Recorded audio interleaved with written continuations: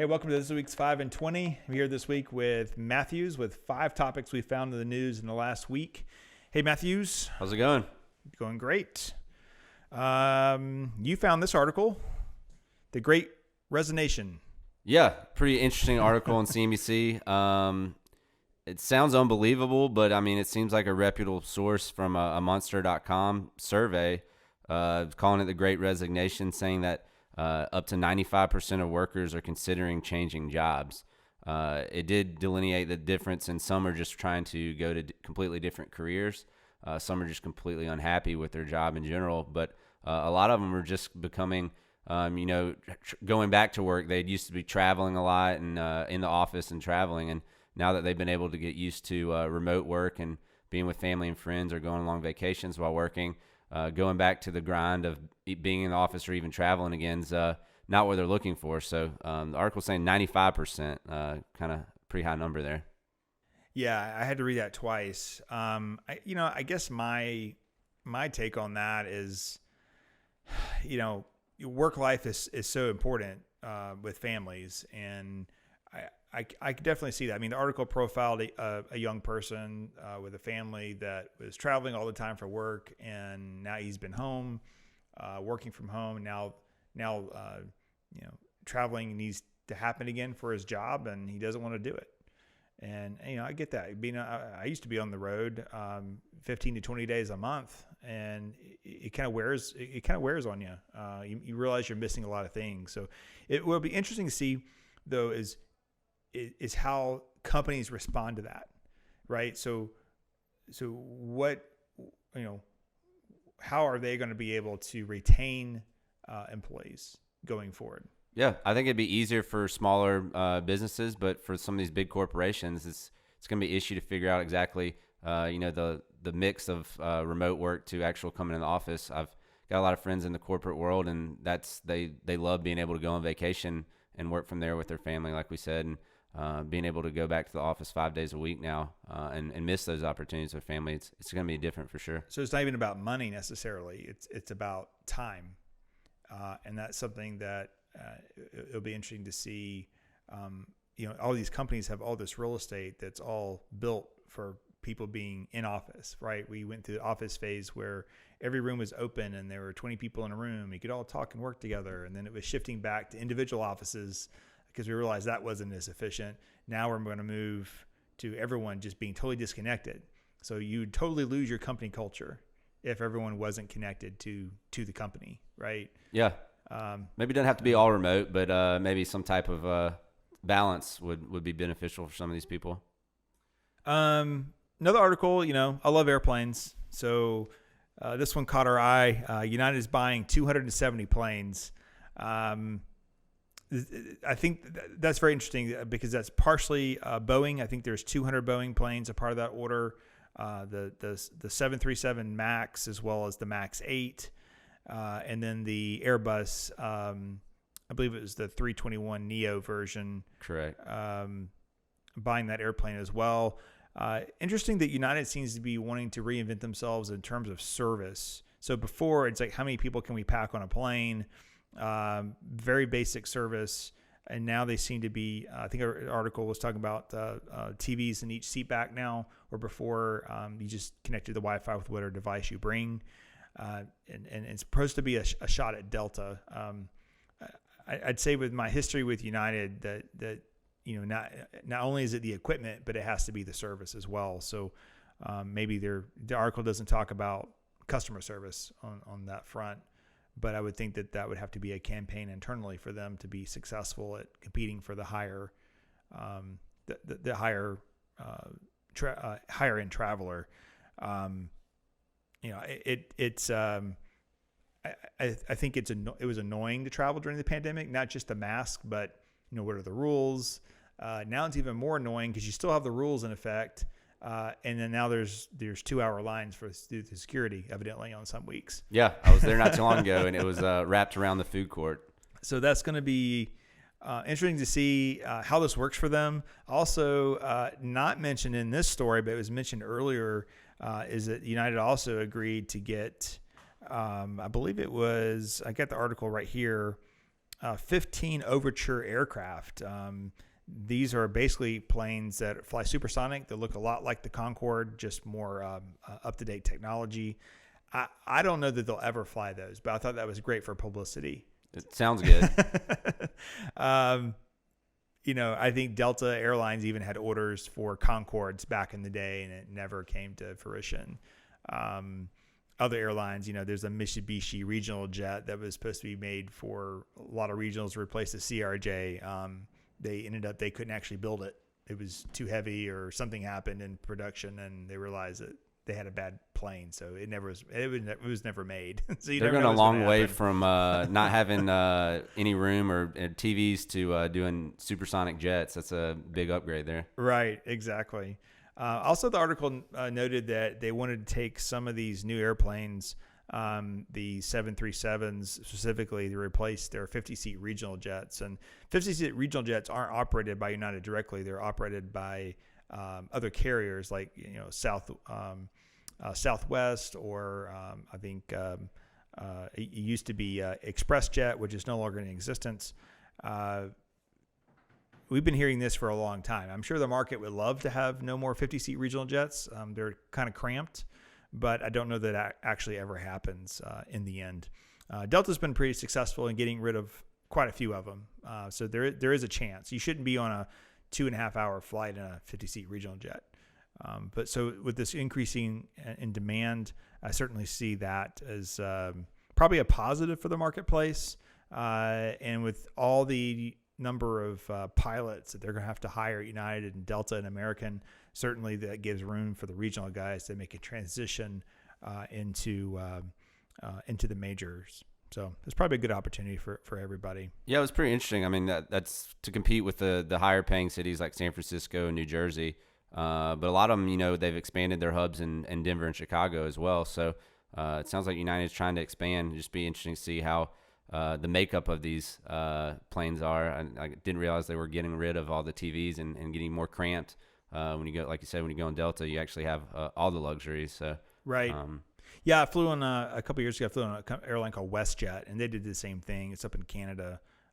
They have basically really fast internet, but there's nothing in the seat backs. And so you bring your own iPad and you bring your own iPhone or whatever hooked to their Wi-Fi, and you still have the same movies that you would normally get in the seat back. They're just not in the seat back. So it makes sense. Everybody streams now anyways. Yeah. So I don't know. I don't know how important it is to a flyer that can you stream or versus what's in the seat back. I think it feels more luxurious probably to have a 10-inch TV in the seat back, but I don't know. I'm sure they have data that supports why they want to do that. Let's transition a little bit to car dealers selling above sticker price. I read this article, and I thought it was interesting that a guy wants to buy a Kia Telluride.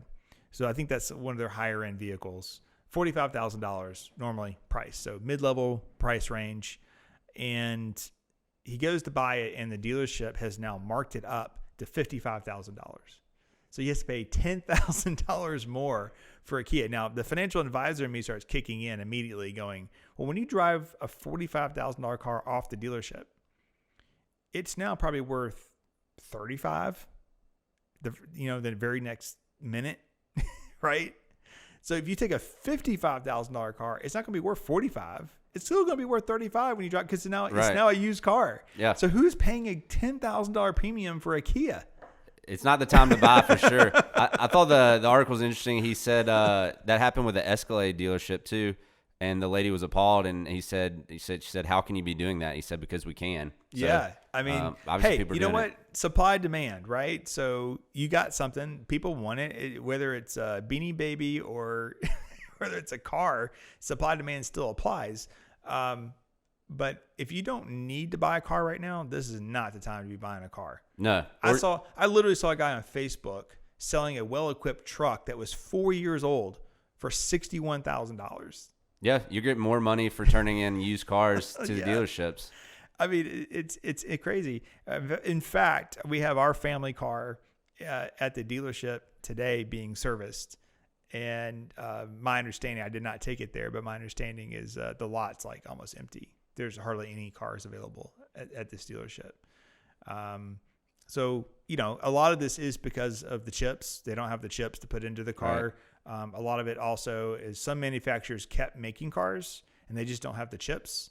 And then some people, I believe it was GM, actually stopped producing cars entirely because they didn't have the chips. Yeah, you see certain warehouses where there's just tons of cars just sitting there waiting for chips, and there's nothing they can do about it right now. So it makes me wonder if in 2022, are we going to have a lot of 2021 specials? It could be the time to buy after the chips come in. Yeah. So you just paid $55,000 for that Kia, and then a year later, that same Kia Telluride is now being discounted to $38,000 because now the backlog's been fixed, right? Yeah. So, I don't know. There's definitely a shortage with the chips and just the supply chain. They were talking about how because volume's down, like a lot of their commission salesmen and as well as the dealerships, they're selling for sticker price or slightly higher, but telling people to watch out because they'll actually try to upsell you with the added benefits of different tires or surround systems, so they can increase that price slightly from what you agreed upon, just so they can make a higher commission because they're not selling the same amount of inventory and volume that they usually are. Yeah, no, I can see that. Now, I think Kia dealers are all independent. I'm not sure about other brands and if they're able to just jack the price up like that. But I believe that the article relates to what you were talking about, that there's going to be a lot more pressure. There was already pressure when you went in to buy a car. Right. Get all these things. Now there's going to be additional pressure because they need to make up their margin for not having enough cars to sell. Yeah, I don't know. I think it goes back to you fix what you got and you keep going unless there's just no other way but to buy a new vehicle. I mean, this goes a little bit into inflation. So people are worried about inflation over the last year, especially inflation now for the remaining of 2021. Well, one of the best ways to avoid inflation is just not to participate in it. So if you're not buying an inflated price car, then that's one way not to participate, because other things in daily living aren't really seeing those costs go up as much as these big ticket items. Yeah, the rental cars and trucks actually went up 12.1% in May, and used cars and trucks went up 7.3%, along with, like we said, airlines 7%. So you're seeing it in certain sectors, but not overall economy. Well, that makes sense, because in order for them to survive, they put all their cars out on the lot and said they're all for sale. So they're selling cars in order to not go out of business during the pandemic, and now all of a sudden there's huge demand for travel. They don't have them, and there's no cars, so they have to go. Now they have to go back and buy cars at inflated prices. Yeah, exactly. So it's not throughout the economy, but you're definitely seeing it in these industries for sure right now. Speaking of cars and traveling, there's several articles out there. This one's through MarketWatch.com talking about July 4th increased gas cost. I thought that was interesting. First of all, I don't know that anybody cares. Like usually when you see, the cost of travel, people won't go places because it's more expensive. I don't know that anybody actually cares what the cost of travel is right now. Not this year. They didn't get to go last year, so that's why they're expecting 44 million Americans on the road this weekend for the 4th. So it's a lot of people, but the increase in prices wasn't huge anyways. But like you said, people are ready to get out regardless. Yeah. I think that's part of it with travel, because I don't think these are business people traveling. These are consumers traveling, or just families traveling. They're going somewhere. They're going to Florida. They're going. I guess they're not going to California yet, but they're going places, and that's good. That's good. I think this is another reason why. I'll backtrack. In that article, it talked about the increase in price is not to do so much with the refining process. It's because there's a lack of truck drivers. Right. So there's a supply demand in getting the gas to the gas station. That's it. That goes back to a stimulus conversation. Are we stimulating things so much that our truck drivers are just saying, screw it, I'm going to stay home because I get paid more? Yep. They said a lot of truck drivers had either left the industry or just weren't working for certain companies. So there's a supply issue. They're saying 2,500 to 3,000 deliveries needed every day in order to keep up with what they expected. So we could continue to see certain increases. It was also talking about hurricane season when prices get jacked up as well. So these might continue to increase for the second part of the year here, but it's nice to be traveling at least. So the last article for this week, which I'm happy to see, is lumber prices. So while CNBC reported lumber prices are falling rather dramatically I think if I have a actual number here, lumber futures tanked more than 40% in June, suffering their worst month on record dating back to 1978. I love how they write these articles. It got you to click on it. Doom and gloom, right? Yeah. Worst since 1978, followed by the best biggest increase since I think forever. Yeah, and back in May we hit all-time highs. So it wasn't that long ago that these prices were soaring. Now it's kind of a reversion to mean, honestly, coming back to normal prices, right? Somewhat normal. I mean, we had so the lumber futures are price per 1,000 board feet. I've always wondered how they did that. So the peak was 1,670 per 1,000 board feet, and the price that we're at now is down around looks like about 600 or so per board feet. So right. that's a big that's a good decline because we reported on this earlier. The stump fee that the people are getting who make the tree or built or growing the trees hasn't changed since like 1981. So all the tree people were getting the same price. The lumber yards shut down, but they have lots of trees sitting there waiting. And then we have this situation where COVID happens, but building keeps going. And then all of a sudden we can't meet the demand. And then there were some people, we call them bad actors, that were hoarding the wood. And now those people are starting to let their supplies go because, oh my gosh, I'm not going to get this price anymore. Yeah, a lot of those mills were really racking in the money. Yeah. It was saying the average, a single family home, the average price went up $36,000 during this boom. Yeah. Kind of crazy, just the fact of how much that increased. Average home. So imagine if you had a 10,000 square foot home, how much you probably added hundreds of thousands of dollars to the price of the home. Yeah. I mean, everything we're talking about today, whether it be the lumber, the used cars, gas, a lot of this is COVID related. So hopefully it kind of levels itself out here. But for right now, not the best. It hasn't been the best time to build or buy a used car. So $710 is where the price per board per 1,000 board feet is right now. And if you want to go back to July of last year, it was around $435. So we're at $710. We got $435 to get to where we were on the low of last year. So that's not bad. I think that's great for consumers. We have a housing shortage now. We don't need high cost lumber. What we need is the ability to build homes that meet the demand for what people are looking for. Yeah, and I think that correlated to, they said that the weekly mortgage demand has started to decrease a little bit. That's been 6 consecutive weekly losses for lumber, which is good, coming back down to reality. But that's also starting to, you see that in mortgage demand as well. So everything's kind of settling out here a little bit. Absolutely. All right, Brett, or Matthews. Good chat. We'll talk to you next week. Enjoyed it. Thank you.